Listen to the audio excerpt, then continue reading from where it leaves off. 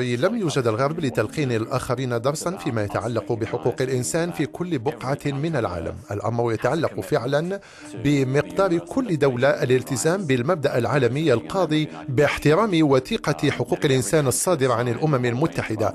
عدد كبير من دول العالم وقع على هذا الميثاق، وما نقوم به اليوم هو حث الدول على احترام المعاهدات الدولية.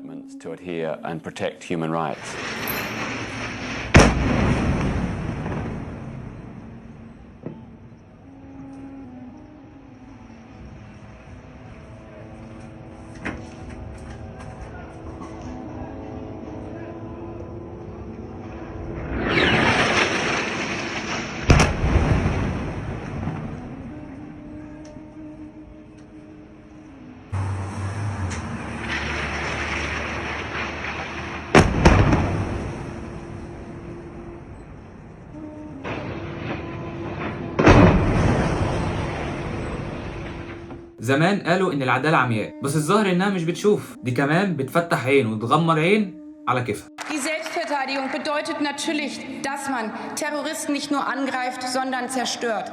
Deswegen habe ich so klar und deutlich gemacht, wenn Hamas-Terroristen sich hinter Menschen, hinter Schulen verschanzen, dann bekommen wir in ganz schwierige Themenbereiche rein, aber wir ducken uns davor nicht weg. Deswegen habe ich vor den Vereinten Nationen deutlich gemacht, dann können auch zivile Orte ihren Schutzstatus verlieren, weil Terroristen das missbrauchen. Dazu steht Deutschland und das bedeutet für uns Sicherheit Israels. الغرب طول الوقت بيصدعنا بحقوق الإنسان، الحرية، الديمقراطية، بس هتلاقي الكلام ده شغال في دولهم بس، لكن لما تيجي سيرة فلسطين كل المبادئ بتختفي. بيبرروا القتل والتدمير وكأن حياة الفلسطينيين ملهاش أي معنى ولا ليها تمن ولا ليها لازمة أصلا.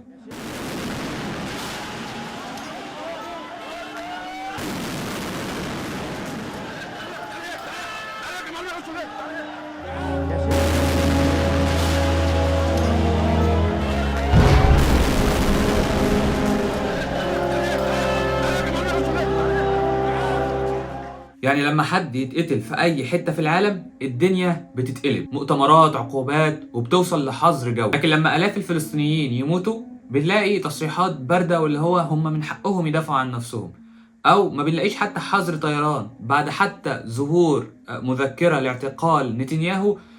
نتنياهو سافر من فلسطين المحتلة لأمريكا ويتجنب ان هو يعدي من دول عشان ما يتعرضش للاعتقال، بالرغم من ان مذكرة اعتقاله طالعة من محكمة العدل الدولية. My office charges Netanyahu and Gallant as co-perpetrators and as superiors in the commission of these alleged crimes. I will work closely with the registrar of the court to apprehend the named individuals.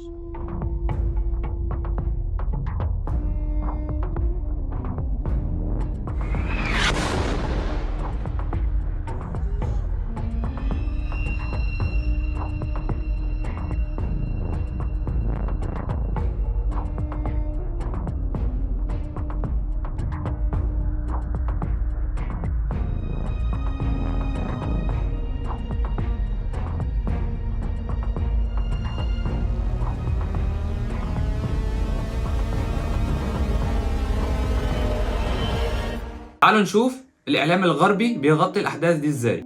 I have seen your interview just a few days ago with the Israeli ambassador. She did say here on this seat that they provided the whole south of Gaza as a safe zone and they are building shelters to Palestinian civilians. She told you that. And I said did you challenge her? I said that. Did you challenge her? I challenged. You started that conversation with her with showing an outpouring emotions, good for you. Yes. About the mothers. Why didn't you start with me about the thousands of mothers, grandmothers? I literally read that. I literally with me. Well, ambassador. This is the asymmetry. This is the asymmetry. Ambassador. An Israeli official sits here and tells the world that the south of Gaza is safe and people should go there en masse, therefore ethnically cleansing these people to the south to actually slaughter them.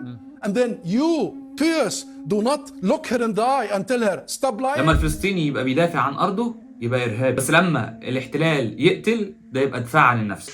Because I refuse the premise of it. Because at the very heart of it is misrepresentation of the whole thing. Because it's the Palestinians that are always expected to condemn themselves. I mean, come on, this is a political conflict. We have been denied our rights for a long time. So this is the wrong starting point. The right starting point is to focus on the root causes, is to try and get out of this extreme dark tunnel, as opposed to this business by BBC and the mainstream media for 75 years. You bring us here whenever there are Israelis who are killed. Did you bring me here when many Palestinians in the West Bank, more than 200 over the last few months? Do you invite me when there is such Israeli provocations in Jerusalem and elsewhere?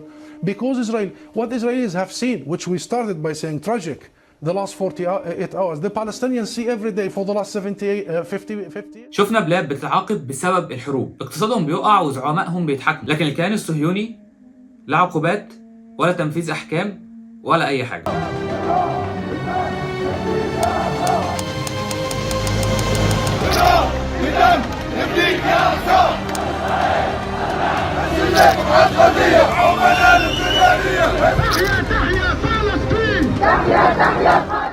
حتى الشعوب الغربية اللي بتعارض الجرائم دي بيتم قمعهم.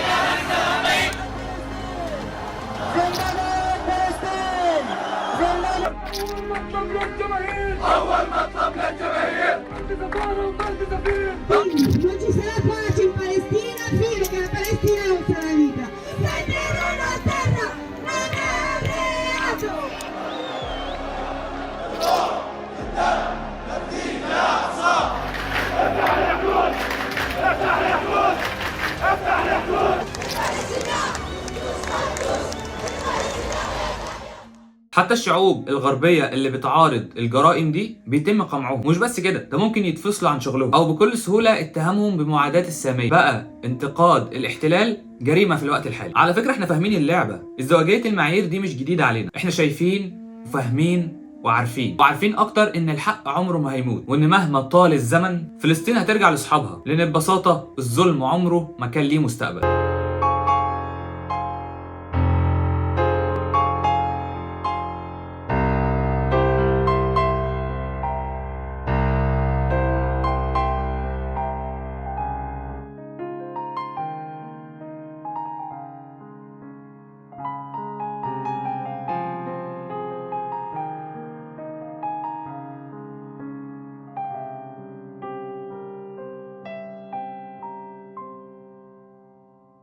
موطني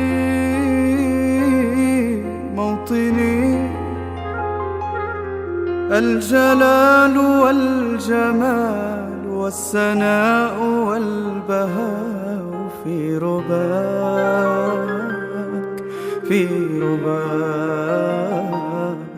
والحياة والنجاة والهناء والرجاء في هواك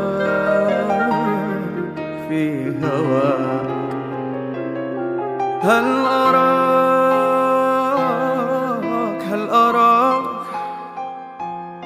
سالما منعما وغانما مكرما، سالما منعما وغانما مكرما. هل أراك في علاك تبلغ السماء